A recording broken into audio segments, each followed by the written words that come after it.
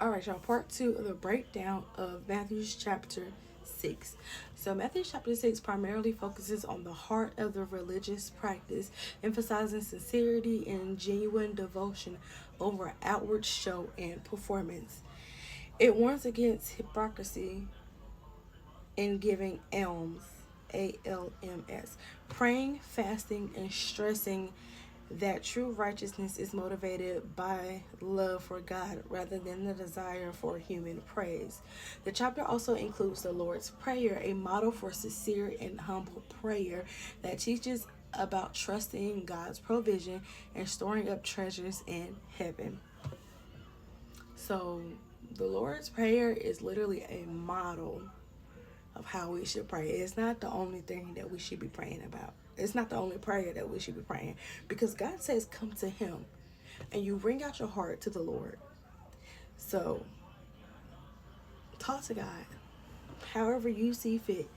Talk to him, but just know that the Lord's Prayer is a model of how we should come to him.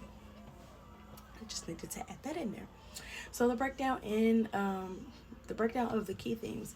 Number one, sincerity in religious practice.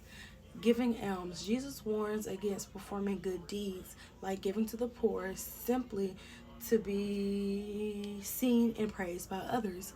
He emphasizes that true giving is done in secret with the expectation of reward from God, not from people. That's good.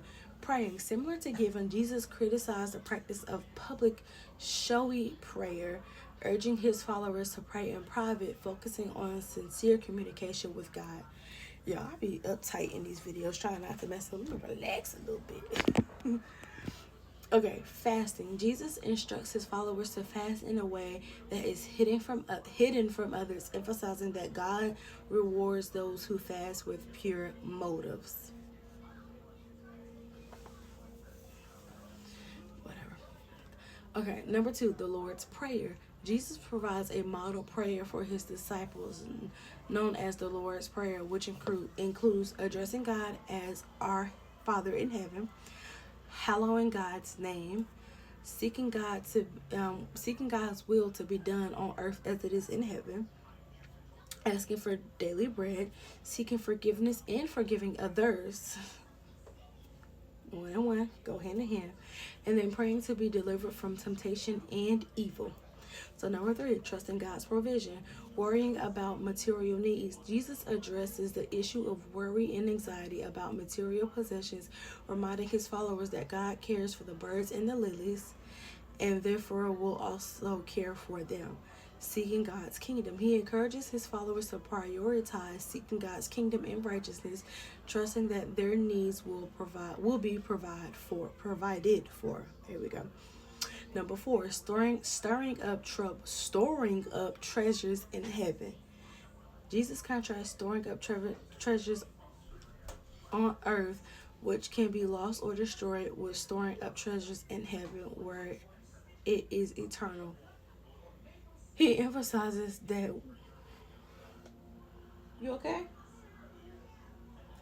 He emphasizes that where your treasure is, there your heart will also be. That's really good.